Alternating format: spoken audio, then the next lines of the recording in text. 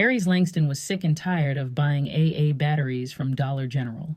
She should have owned stock in the company by now, given how much business she brought them with her weekly coupon shopping sprees. Aries had a secret nightly ritual that necessitated the use of batteries, and she wasn't ashamed of it either. She hadn't been to church in years, and she avoided people who unfairly criticized others while ignoring their own sins. The hypocrites, she called them.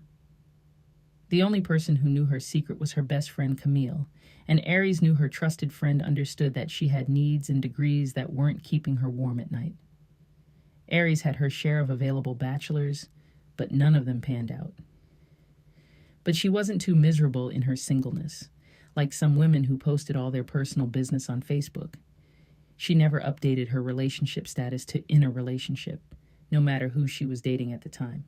Her status always remained single. When her loneliness became unbearable, she found a male Burmese cat on the street and lured him back to her apartment by feeding him a slice of cheese. The next day, Aries took him to the veterinarian for a wellness check. After he was given a clean bill of health, he was microchipped and vaccinated. She decided to call him Sir Riley and got him a name tag in case he ever got lost.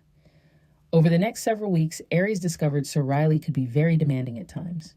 If you're listening to this story, tell me where you're from in the comments. And thank you for taking your time out. I appreciate you tuning in. Without warning, Sir Riley would jump in her lap or on the bed and headbutt her or purr nonstop until she caved in and snuggled with him. He followed her around her spacious 2-bedroom apartment as well. Aries had her work cut out for her in trying to keep Sir Riley preoccupied with his toys and out of her hair. At the same time, she needed to keep herself focused in order to avoid becoming discouraged about not having found her soulmate. But men in general were a trip anyway. Some things can't be concealed. When a man took a woman through changes, it seeped out of her pores and manifested itself on her face as eczema, acne, hives, rashes, dark spots, wrinkles. Aries had natural clear skin only because she kept to herself these days and made sure she had plenty of batteries for her vibrator.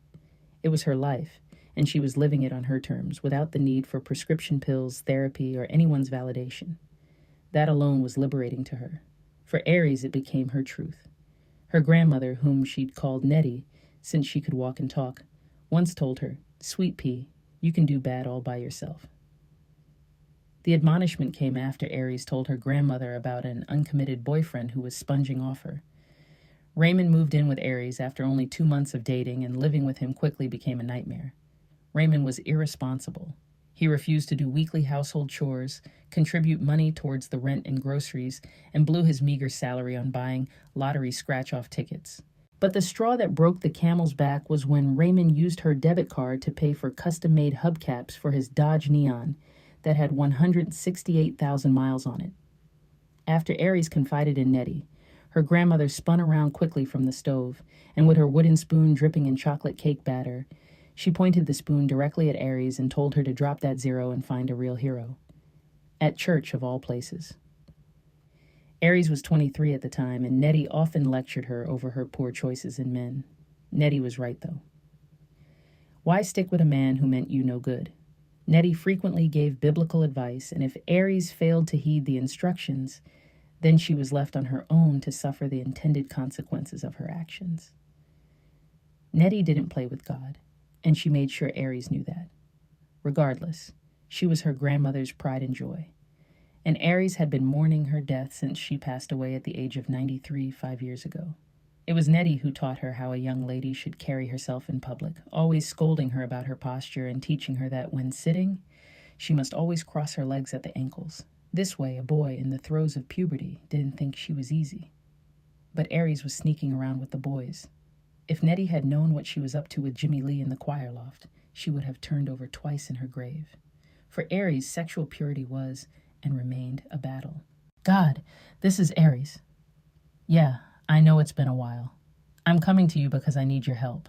There's this man that I'm starting to like, but I don't want to like because his circumstances are such that he can't be in a relationship right now.